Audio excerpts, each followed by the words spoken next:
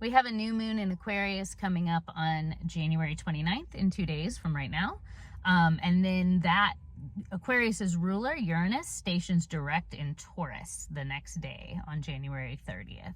So Aquarius is the energy of community, and it's also the energy of individuation. Individuation meaning becoming that which we really are underneath all of our conditioning. And we all are conditioned on some level from everything that's around us all of the time. Our communities, the people we choose to spend time with, our echo chambers, the news media that we choose to consume, our family of origin, all of that stuff conditions us. And Aquarius wants us to evolve past that and to embrace a sort of witness consciousness that's able to look at ourselves, our thoughts, and our emotions from a third eye or third person perspective, right? So that we can be the witness to our thoughts rather than being the thinker, so that we can be the witness of our emotions rather than being the feeler. So this is the first new moon in Aquarius that we are having since Pluto landed permanently in Aquarius. So it's a really big deal. And it's close enough at 9 degrees of Aquarius to be considered to be in a conjunction with Pluto and also in a conjunction with Mercury. Whenever Pluto is involved, and especially now as Pluto is going to be in Aquarius for 20 years, this new beginning that we are having on the 29th of January involves a certain level of death and rebirth, a dying of our conditioned way of being in the world so that we can be in the world that is more true to our authentic self, not the part of us that is doing the shoulds and should nots or is informed by what we're consuming, that sort of thing. That aspect of us needs to die on some level in order for us to individuate and be who we really are. So if we talk about the Aquarian age that we're trying to move towards, the reason Aquarius is the sign of community, like the highest archive of community, is because it involves a community in which we can all be radically unique and our total individuated selves and all coexist in peace and harmony in that way. In order to do that, we have to be able to hold compassion and empathy for those whom we disagree with. That's the moon, right? The moon is our emotionality, and the sun is creativity. They come together, we put our emotionality and our intuition, and we put it together with our creative potential. And here it's along those lines. This new moon is in a trine to Jupiter in Gemini, which is also retrograde right now. And a trine is a beautiful, harmonizing, flowing energy. And if Jupiter wants one thing in Gemini, Jupiter wants us to be able to embrace paradox, to be able to coexist with other people who have seemingly opposing truths from ours, and embrace the paradox that there is a way for us all to coexist in freedom. Jupiter, Aquarius, Uranus, all freedom together in community and harmony. So as we set our intentions for this new moon, people are waking up. You know, Uranus is the great awakener. It stations direct on the 30th. That's the day after this new moon. I am noticing that people are realizing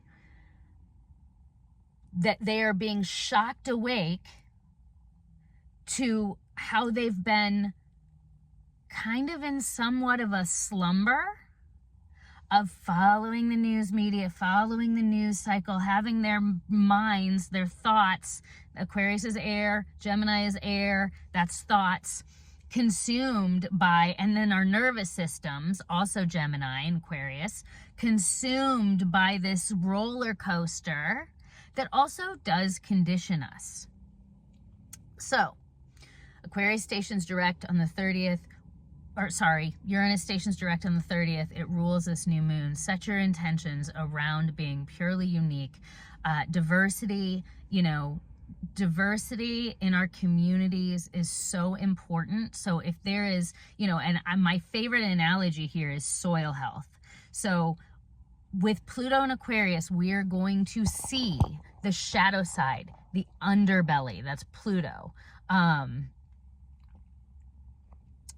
The problematic nature of us existing in our echo chambers, only spending time with people who think like us, who believe like us, who look like us, who have the same socioeconomic situation as us, all of these things. The shadow side of that is being made known now, so that it's coming into our awareness, so that we can do something about it. Again, my favorite analogy is soil health. So if we look at soil and we look at the diversity that is in nature, nature is diverse by design, and we are part of nature. As we have gotten into this agricultural pattern of monocrop agriculture, rotating soy, corn, and that's it, the soil, all of the microorganisms in the soil dies, and it no longer can support life because it lacks diversity. So when we hang out in our echo chambers, regardless if we feel the most aligned to those echo chambers, we are not supporting life the way it's meant to be lived in diversity. Requires us to be able to embrace paradox and see the humanity in the perceived other. Okay? Taurus, when it stations direct, Uranus, when it stations direct, is going to be in Taurus. It's finishing up in Taurus, and then for most of this year, and then midsummer, it's going to shift into Gemini. While it's been in Taurus for like the last 7 years, it's been awakening us to our embodied intuition. It's been evolving our conception of what are our basic needs, basic values. How do we meet those? How do we meet those in community? When she stations direct on the 30th, right after the new moon on the 29th, that is answering to her, it's a new forward momentum in us living according to some transformed, evolved way of being in community that reflects what we truly value. It's also an evolved way of being in relationship to our resources. Whatever you want to call those resources.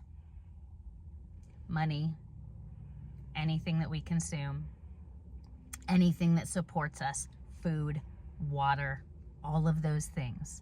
So I have noticed people are waking up just in the last couple of weeks, and they're shocking into that witness consciousness, even if they wouldn't call it that. We have to protect our nervous systems. We have to protect our nervous systems. We have to dig deep into our body awareness. That's Uranus and Taurus. So set those intentions for the 29th. Something needs to die. Some conditioned way of being in the world needs to die.